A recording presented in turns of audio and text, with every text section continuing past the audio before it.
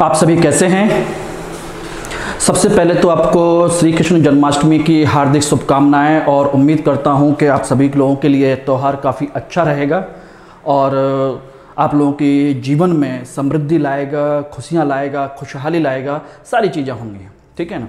तो आज आप इस त्यौहार को अच्छे से सेलिब्रेट कीजिए, अच्छे से रहिए और अपने आप को संतुलित रखिए, सुरक्षित रखिए और स्वस्थ रखिएगा।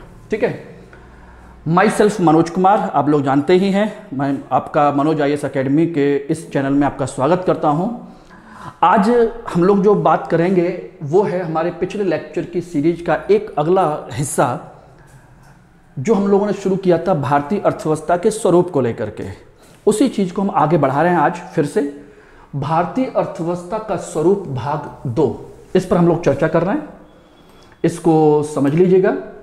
पिछले लेक्चर में हम लोगों ने बात की थी कि भारतीय अर्थव्यवस्था का स्वरूप कैसा है, समाजवादी है, पूंजीवादी है, मिश्रित है या कैसा है, इन सब टॉपिक के बारे में चर्चा की थी और इस टॉपिक पर आप लोगों का फीडबैक बहुत ज़बरदस्त आया था और मैं उम्मीद करता हूं कि आज का टॉपिक आप लोगों के लिए बहुत अच्छा रहेगा और आप भारतीय अर्थव्यवस्था की जो बुनियादी समझ है, जो बेसिक या कह सकते हैं कोर है, उसको आप प्रॉपर अंडरस्टैंड कर पाएंगे, उसको समझ पाएंगे। ठीक है।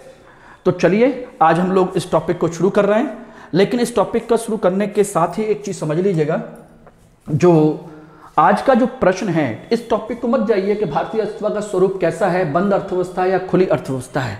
मैं ये टॉपिक आप लोगों को इस तरीके से नहीं पढ़ाऊंगा, बल्कि मेरा जो क्वेश्चन है वो क्वेश्चन है ये, इस चीज को ध्यान रखिए।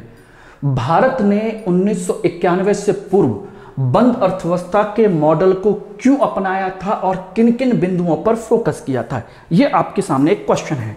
और जब तक इस क्वेश्चन को आप लोग नहीं समझेंगे तब तक आप लोगों को भारतीय अर्थव्यवस्था की बारीकियां, भारतीय अर्थव्यवस्था के जो कोर पॉइंट हैं वो आपको समझ में नहीं आएंगे कि आज हम जिस इंडियन इकोनॉमी को लेकर के चल रहे हैं, क्या वास्तव में ये जो बेस है इस समय जो चल रहा है वो सही है या गलत है, कितना अच्छा है कितना गलत है, ये आपको तभी समझ में आएगा जब हम उसका बैकग्राउंड समझेंगे।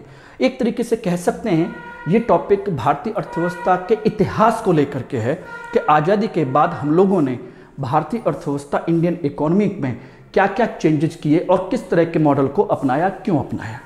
लेकिन उस टॉपिक को शुरू करने से पहले जो कि इसमें दिया हुआ है ये कि बंद अर्थव्यवस्था के मॉडल को क्यों अपनाया, तो सबसे पहले तो यही जानना पड़ेगा कि बंद अर्थव्यवस्था होती क्या है और बंद अर्थव्यवस्था क्या होती है, तो उसी के साथ इसको भी जानना पड़ेगा कि खुली अर्थव्यवस्था क्या होती है, जो हमने 1991 के बाद अपनाया, आफ्टर 1991 और ये बिफोर 1991। तो इस टॉपिक को आज हम लोग शुरू कर रहे हैं और मैं उम्मीद करता हूं कि आज के लेक्चर के साथ ही आपको बहुत अच्छी चीज़ें बहुत अच्छे से समझ में आएंगी, जो कोर पॉइंट है वो आपको समझ में आएंगे। ठीक है। तो चलिए आज स्टार्ट करते हैं इस चीज़ को लेकर के कि भारतीय अर्थव्यवस्था का स्वरूप भाग 2, बंद अर्थव्यवस्था और खुली अर्थव्यवस्था को लेकर के। ठीक है। तो सबसे पहले बात करते हैं इस चीज़ को लेकर के कि बंद अर्थव्यवस्था होती क्या है और खुली अर्थव्यवस्था क्या होती है, इसको थोड़ा समझ लीजिएगा और उसके बाद हम बात करेंगे अगले टॉपिक की ओर। तो ये है सबसे पहला टॉपिक, पहले इसको समझेंगे, उसके बाद में भारत ने इस अर्थव्यवस्था के मॉडल को क्यों अपनाया उसको भी जानेंगे। क्लियर है। चलिए सबसे पहले तो बात आती है क्लोज्ड इकोनॉमी। क्लोज्ड इकोनॉमी का मतलब क्या होता है, बंद अर्थव्यवस्था का मतलब क्या होता है। बंद अर्थव्यवस्था का मतलब होता है ये एक देश है या एक गांव है, एक विलेज है, एक कंट्री है और ये दूसरा है, यहां पर इनकी गतिविधियां होती हैं, ऑल एक्टिविटीज यहां पर इनकी होती हैं। जब इन दो देशों या गांव के बीच में किसी प्रकार का कोई भी लेना देना नहीं होता, देयर इज नो एक्सपोर्ट और import, there is no relation economic activities, कोई भी अर्थव्यवस्था के स्तर पर लेना देना नहीं होता, उसे हम कहते हैं बंद अर्थव्यवस्था। ये इसको हम कह सकते हैं। क्लियर। यानी कि हम किसी अन्य देश के साथ कोई भी व्यापार ना करें, ना उनसे कुछ लें ना उनको हम कुछ दें। ये गांव के स्तर पर भी हो सकता है और एक देश के स्तर पर भी। ठीक है ना, एट अ विलेज लेवल और एट अ कंट्री, दोनों स्तर पर हो सकता है। अब यहाँ पर सोचिएगा, हमने जो क्वेश्चन पूछा था कि भारतीय अर्थव्यवस्था में भारत सरकार ने 1991 से पूर्व बंद अर्थव्यवस्था के मॉडल को क्यों अपनाया, यानी कि भारतीय अर्थव्यवस्था 1991 से पहले बंद अर्थव्यवस्था थी, जिसको तथाकथित तौर पर कहा जाता है कि भारतीय अर्थव्यवस्था 1991 में खोली गई थी। तो इसका मतलब है 1991 से पहले बंद थी। तो क्या भारतीय अर्थव्यवस्था का या भारत का किसी अन्य देश के साथ कोई भी आर्थिक लेन देन नहीं था? There was no any economic transactions with other country, no. इसी अर्थ को समझना है कि बंद अर्थव्यवस्था भारत की 1991 से पहले कैसी थी, क्या उसका कोई रिलेशन नहीं था? इस चीज़ को यहाँ पर समझिएगा। कैसे? देखिए, इसी चीज़ को थोड़ा समझने की कोशिश कीजिए। देखिए, बंद अर्थव्यवस्था दो तरह की होती है। ये जनरली किताबों में नहीं मिलेगा, मैं आपको समझा दे रहा हूँ, आप लोगों को इस बात को ध्यान रखिएगा। आज मैं आप लोगों को बता रहा हूँ कि आज के इस लेक्चर से आपको बहुत कुछ सीखने को मिलना है। ऐसा कोर पॉइंट जो यूपीएससी के इंटरव्यू में जब क्वेश्चन पूछे जाते हैं तो हम लोग शॉक्ड रह जाते हैं कि ये क्या पूछ लिया, हमने तो ये सोचा भी नहीं था, हमने तो ये पढ़ा भी नहीं था। ये बहुत बड़े रीजंस होते हैं और ये क्वेश्चन जो है आपको कॉन्फिडेंट बनाते हैं। और यूपीएससी में आपके आंसर की डिमांड नहीं की जाती इंटरव्यू में, आपके कॉन्फिडेंस की डिमांड की जाती है। आपको कॉन्फिडेंस कितना है, और कॉन्फिडेंस आता है नॉलेज से। अगर आपकी बेसिक चीज़ें क्लियर हैं तो आपका कॉन्फिडेंस बहुत अच्छा होगा, जहां पर आप बहुत अच्छे से आंसर दे पाएंगे। क्लियर है? तो ये एक चीज को समझ लीजिए।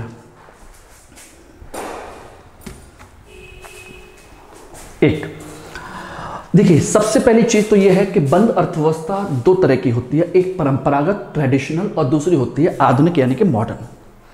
परंपरागत अर्थव्यवस्था के संदर्भ में हम देखें तो इसकी कुछ विशेषताएं हैं, देयर आर सम फीचर्स। पहली विशेषता तो यह होती है कि इसका किसी अन्य देश के साथ या किसी अन्य गांव के साथ या किसी अन्य शहर के साथ कोई लेन देन नहीं होता, यानी कि there is no activities relative activities, कोई लेन देन नहीं, एक तरीके से पूरी तरह से बंद, कोई आयात नहीं, कोई निर्यात नहीं, कोई लेन देन नहीं होता। नंबर 1, कोई भी विदेशी निवेश नहीं होता, विदेशी निवेश नहीं होता, ठीक है ना। दूसरी चीज, तीसरा, इसमें एक चीज और भी होती है, यह आत्मनिर्भर होती है, सेल्फ डिपेंड इकोनॉमी, आत्मनिर्भर अर्थव्यवस्था होती है, यानी कि इससे जितनी जरूरत है ये अपना उत्पादन स्वयं करते हैं, सेल्फ डिपेंड, ठीक है ना। और जनरली ये कोई भी कंट्री किसी भी स्तर पर कृषि के स्तर पर ही आत्मनिर्भर होता है, और ये जनरली कैसी होती हैं? कृषि अर्थव्यवस्था।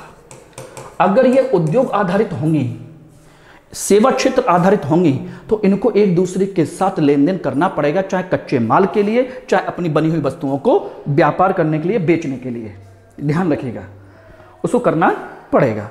लेकिन अगर कृषि अर्थव्यवस्था है तो कृषि अर्थव्यवस्था में हमें जरूरत क्या है? रोटी, कपड़ा और मकान, इतना तो हम स्वयं उत्पादन कर सकते हैं। इसका मतलब है ये कुछ विशेष फीचर्स होते हैं बंद अर्थव्यवस्था के, जो परंपरागत होती है। अब सोचिए कि ये फीचर्स जो हैं, ये विशेषताएं, क्या ये विशेषताएं 1991 से पहले भारतीय अर्थव्यवस्था में थी? नहीं। भारतीय अर्थव्यवस्था तब भी विदेशों के साथ संबंध रखती थी, अमेरिका से, यूरोप से और बहुत सारे देशों से हम लेन देन करते थे। तो फिर बंद अर्थव्यवस्था थी कैसे? इसका मतलब है हमको इसको जानना पड़ेगा कि आधुनिक बंद अर्थव्यवस्था क्या है। देखिए, आधुनिक बंद अर्थव्यवस्था का मतलब यहां समझ लीजिए, आधुनिक बंद अर्थव्यवस्था का मतलब होता है सीमित व्यापार। नंबर 1, सीमित विदेशी निवेश होता तो है, लेन देन तो होता है, फॉरेन इन्वेस्टमेंट। तीसरा, इसमें कुछ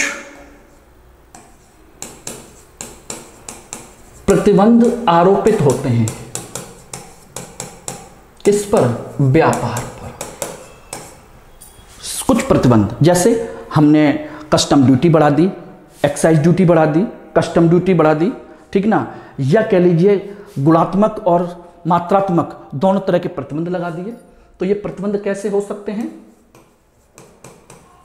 गुणात्मक और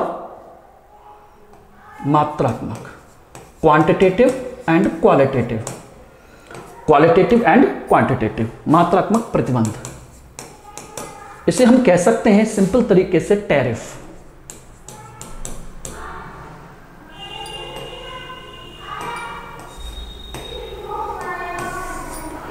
क्या कह सकते हैं? टैरिफ कहा जाता है इनको।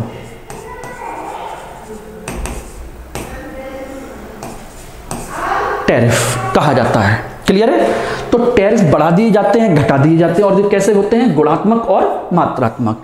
या तो हम जो वस्तु हम आयात करते हैं उनकी मात्रा को सीमित कर देते हैं, या फिर हम जो वस्तु मंगाना चाहते हैं उसकी क्वालिटी यानी कि उसके गुणों को फिक्स कर देते हैं कि हमको इस क्वालिटी का चाहिए, इससे कम क्वालिटी का नहीं चाहिए, इससे ऊपर क्वालिटी का नहीं चाहिए। इस कंडीशन में क्या होता है कि वो देश अपने देश में, हमारे देश में सीमित मात्रा में ही चीज़ों को बेच पाएगा, क्योंकि अगर उसके पास वो क्वालिटी नहीं होगी तो भी नहीं बेच पाएगा, और जो क्या कहते हैं, जितनी मात्रा होगी हम उतना ही खरीद पाएंगे। ठीक है ना? एक सेकेंड।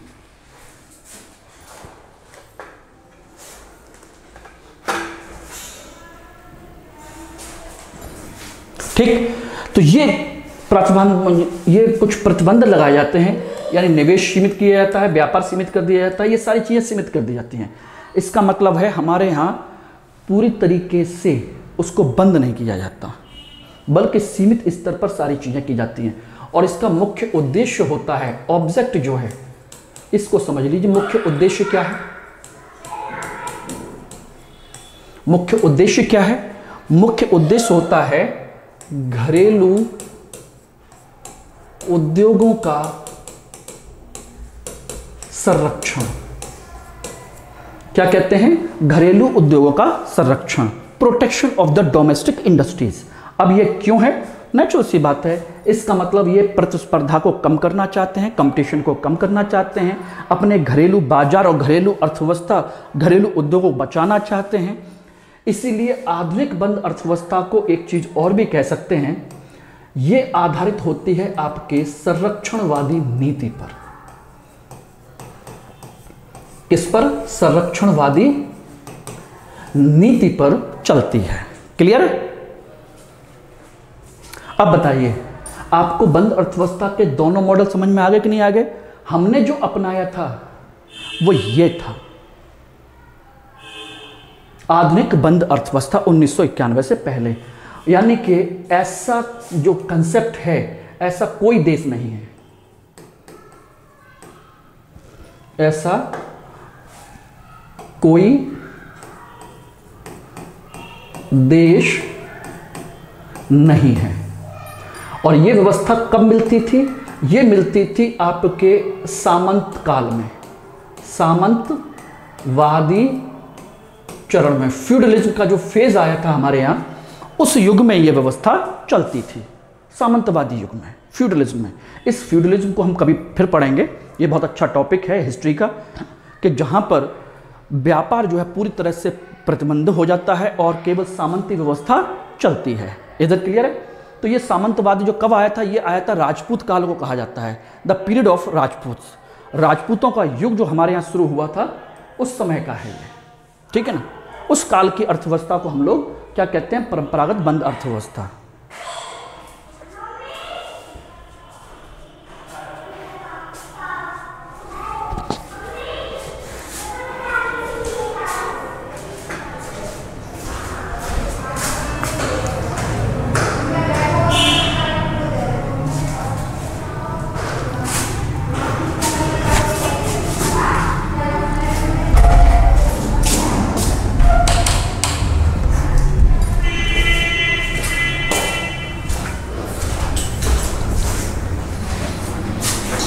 Sorry for disturbance. हाँ, तो हम उस समय, और आधुनिक युग में देखा जाए तो एक चीज मैं थोड़ा सा आपको क्लियर कर दे रहा हूं।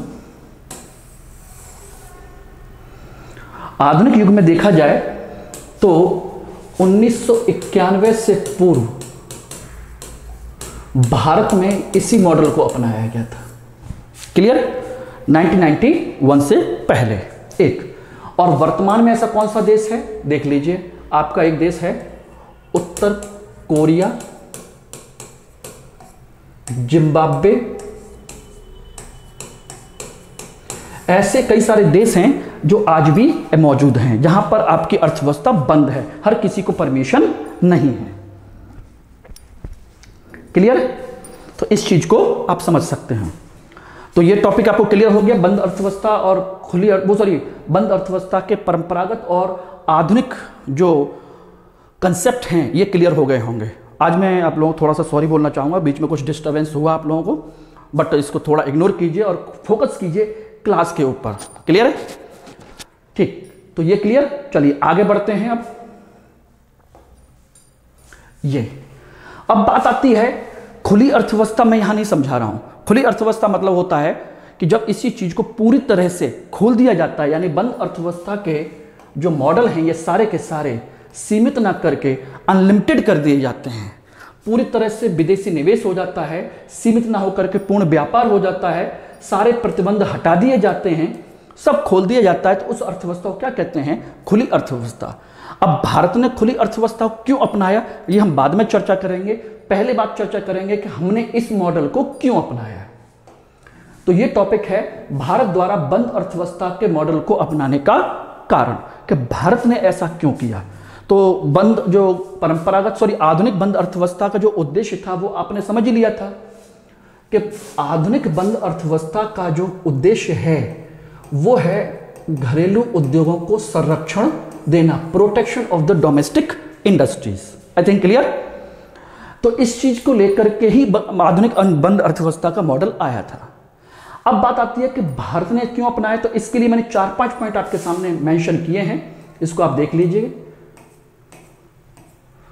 ये पहला, नव स्वतंत्रता की चुनौतियां, क्योंकि हम लोग 1947 में 1947 में हम स्वतंत्र हुए थे और हमारे पास संसाधन नहीं थे, रिसोर्स नहीं थे, क्योंकि पिछले 1757 से लेकर के प्लासी के युद्ध 1757 में हुआ था, 23 जून 1757 को। उसी से हम मानते हैं कि भारत में अंग्रेजों का शासन शुरू हुआ। और 1947 1947 190 साल तक हमने गुलामी की जिंदगी जी है। कारण कोई भी हो, वो इतिहास का विषय है। तो ऐसी स्थिति में उन्होंने हमारे यहाँ से धन के निष्कासन की परंपरा को बढ़ावा दिया था, ड्रेन ऑफ वेल्थ को, और वहाँ से हमारे सारे संसाधन लेके चले गए और हमको बिल्कुल पूरी तरह से खोखला कर दिया। जिसमें जॉन सुलीवन ने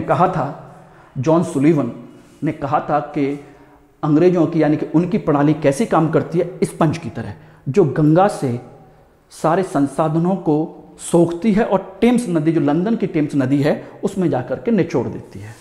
तो यानी सारे संसाधन यहाँ से चले गए। हमारे पास संसाधनों की कमी थी। तो ऐसी स्थिति में देश का आर्थिक विकास कौन करता?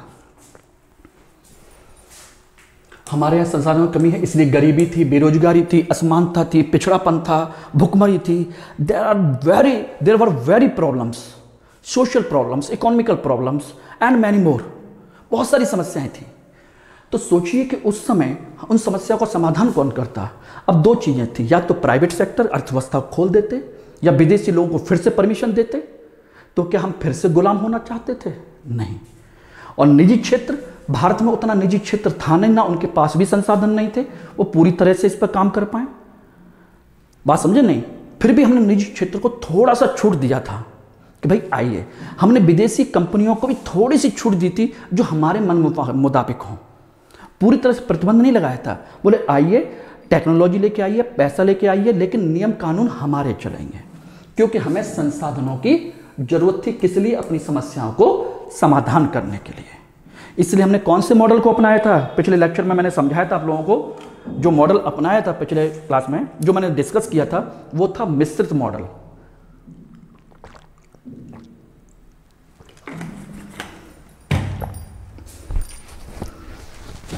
मिश्रित अर्थव्यवस्था का मॉडल, ठीक है ना।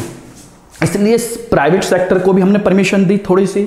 दूसरा, इसमें हम विदेशी निवेश भी सीमित स्तर पर रखा इसमें। लेकिन सारी की सारी चीजें किसने अपने हाथ में रखी थी? मोस्टली सारी चीजें रखी थी गवर्नमेंट ने अपने हाथ में। ये गवर्नमेंट ने रखी थी अपने हाथ में।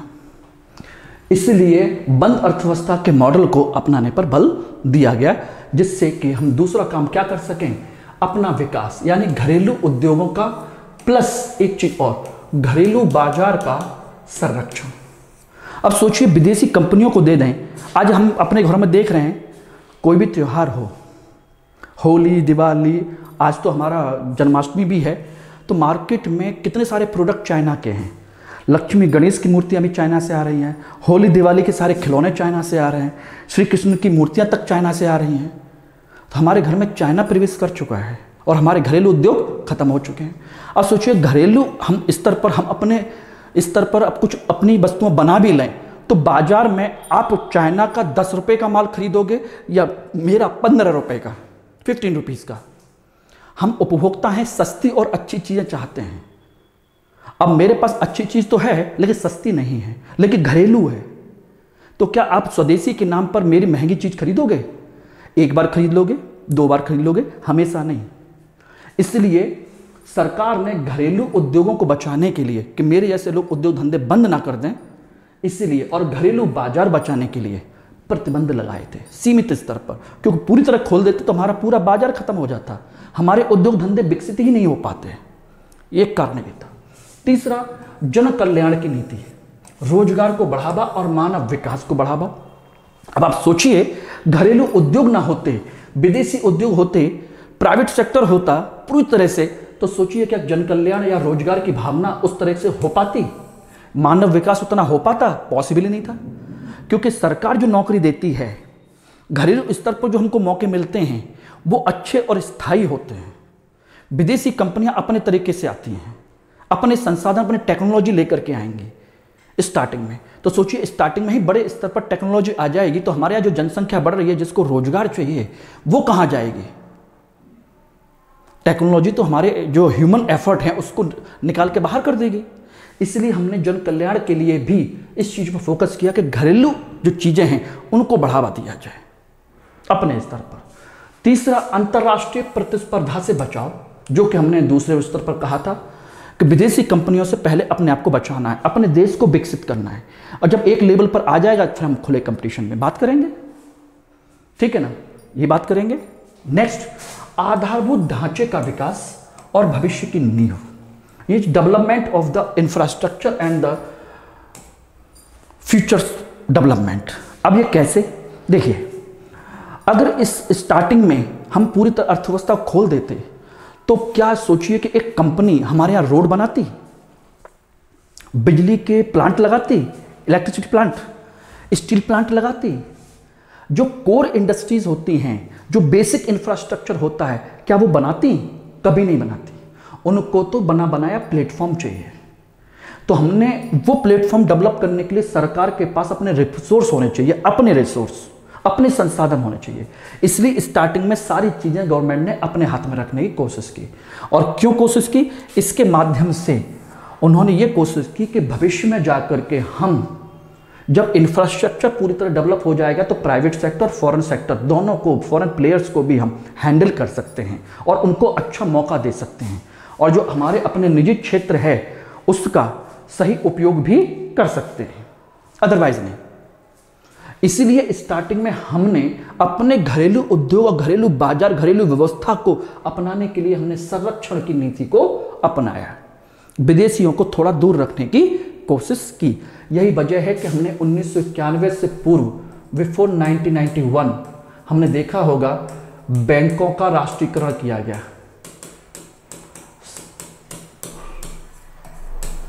आपका आरबीआई का राष्ट्रीयकरण हुआ, एसबीआई का हुआ, आपके और 20 जो प्राइवेट बैंक थे उनका राष्ट्रीयकरण किया गया। आज उल्टा हो रहा है, आज सबका प्राइवेटाइजेशन हो रहा है, ठीक है ना।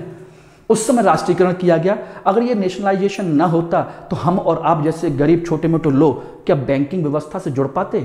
नहीं जुड़ पाते। आज आप जाइए, जीरो बैलेंस अकाउंट आपका सरकारी बैंक में खुल जाता है। क्या प्राइवेट बैंक 10,000 से कम डिपॉजिट पर आपका अकाउंट खोलेगी? नहीं खोलेगी। आपसे अपनी सुविधा के नाम पर कितना चार्ज लेती है? वो बहुत सारे चार्ज लेती है, लेकिन सरकारी बैंक कोई चार्ज नहीं, आपका सब कुछ मेंटेन करती है। थोड़ा सा सरकारी कर्मचारियों का जो बिहेवियर है वो थोड़ा सा रूड है, और थोड़ा सा आप समझ सकते हैं सरकारी व्यवस्था थोड़ी कैसी होती है।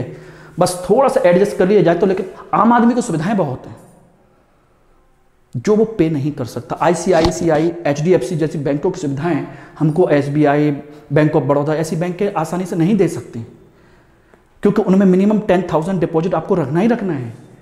तो बात मेरी समझ में आ गई कि नहीं आ गई? तो ये जो मेन कॉज हैं इसको समझने की जरूरत है। इन वजह से भारत सरकार ने लोगों के कल्याण के लिए, सारी चीजों के लिए ही हमने बंद अर्थव्यवस्था के, आधुनिक बंद अर्थव्यवस्था के मॉडल को अपनाया था। क्लियर है? ये आज टॉपिक है। चलिए, आई थिंक समझ में आ गया होगा। कोई भी डाउट हो तो आप मेरा जो टेलीग्राम नंबर है 6398189646 पर, टेलीग्राम नंबर पर मुझे कांटेक्ट कर सकते हैं, मैसेज कर सकते हैं और पूछ सकते हैं। मेरे कमेंट बॉक्स में आप कमेंट कर सकते हैं। बताइए जरूर, आपका जो भी सुविधा हो, जो भी समस्या हो, आप बताइएगा। ठीक है। अगला जो है 1991 का आर्थिक संकट, उदारीकरण, LPG की नीति। 1991 के बाद क्या बदलाव हुआ, वो ये टॉपिक है। इसको हम अगले लेक्चर में डिस्कस करेंगे। ठीक है ना? आज का लेक्चर हम यहीं पर रखेंगे और ये क्वेश्चन है आप लोगों के लिए, इसको पढ़ के आइएगा। UPSC कैसे क्वेश्चन पूछती है इसको समझ लीजिएगा। ये रहा 1991 के पश्चात भारतीय अर्थव्यवस्था में आए हुए बदलावों को स्पष्ट कीजिए और इसका अर्थव्यवस्था और मानव जीवन पर क्या प्रभाव पड़ा, यह भी स्पष्ट कीजिए, यह भी बताइए। क्लियर है? So what are the changes we seen after 1991 economic reforms and impact on human life and the economy, define. ठीक है, तो ये हम अगले लेक्चर में डिस्कस करेंगे, क्योंकि ये इसके बाद का हिस्सा है। वीडियो लंबा हो जाएगा। मैं चाहता हूं थोड़ा थोड़ा करके आप सॉलिड तरीके से अपने दिमाग में सेट कीजिए और इसको देखिए। तो मैं उम्मीद करता हूं, जैसा मैंने आपसे प्रॉमिस किया था, कि आपको आज बहुत अच्छा सीखने को मिलेगा। आप यही सीख लगातार ध्यान रखिएगा और इसी तरीके से आप पढ़ते रहिए। और जैसा आप लोगों का फीडबैक आ रहा है, मुझे उम्मीद है कि आप और ज़्यादा अच्छे तरीके से मेहनत करेंगे। बस मैं चाहता हूं कि मैं आप लोगों की उम्मीदों पर खरा उतरूं और आप हमारी उम्मीदों पर खरा उतरें। अच्छे से मेहनत करें, हमारे इस चैनल को सब्सक्राइब करें, लाइक करें और ज़्यादा से ज़्यादा शेयर करें। आप लोगों को बस यही काम है, और पढ़ाई कीजिए बस। ठीक है ना? और ये इसलिए मैं कह रहा हूँ, जिन लोगों ने अभी तक इसको सब्सक्राइब नहीं किया है, अगला टॉपिक, अगली चीज़ें आपको कैसे मिलेंगी वो ये देख लीजिए। तो अगला टॉपिक जब आपको मिलेगा तो आप सोच लीजिए इसका लिंक तुरंत आपके पास पहुंच जाएगा। तो बेल आइकन को जरूर प्रेस कीजिए। थैंक यू, धन्यवाद आप सब लोगों का। जन्माष्टमी को अच्छे से एंजॉय कीजिए, शांतिपूर्वक और बढ़िया से तरीके से रहिए। All the best.